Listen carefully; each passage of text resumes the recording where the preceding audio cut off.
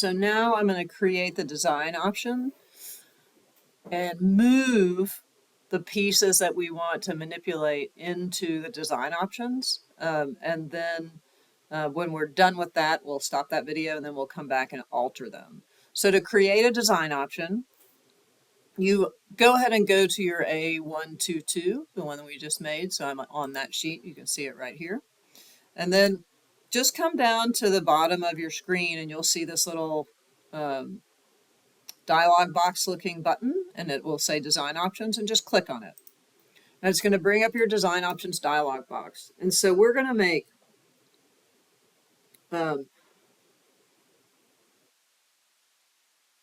I guess you'll have, I'm trying to think, like 3 to 4 options.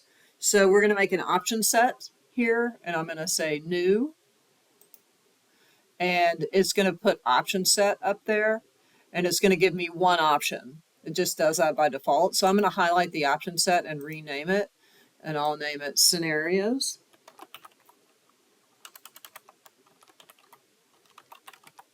Okay.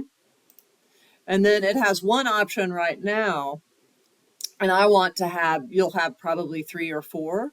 So down here under option, I'm just going to hit new, new, and if you have 4, you would have 4 options. We're just going to work on the second option right now, and then you could work on the third and fourth later. I'm just going to show you the second. And then so once you've done this, just go ahead and hit close. And so once you've done that, you can come down here, and in the flyout, you'll see main model, the option set scenarios, and 4 different things. Right now, these are empty, like there's nothing in them at this point in time. We just made containers to put stuff in. And so what you want to do is, let's say, for example, that you want to move, you want to work with just the finished walls and floors and leave the existing base wall assembly and floors the same, right? Like these, let's just say that these guys are never going to change. These will not, the existing floors. The wall might, but let's say it's, for our purposes, it's not going to change.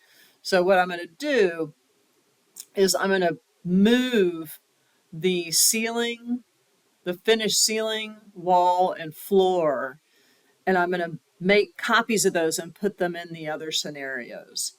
So I can go in and manipulate them, and then using some view controls, it will allow me to show which ones I want to show.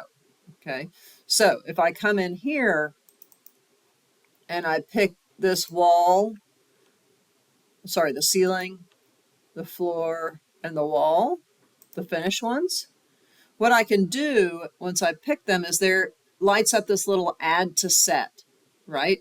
And so you can click on this and you can add it to all of those options. So basically what it's going to do is it's going to copy it from the main model and put it into these different options, and I'll be able to go into each one of those options and manipulate it separately.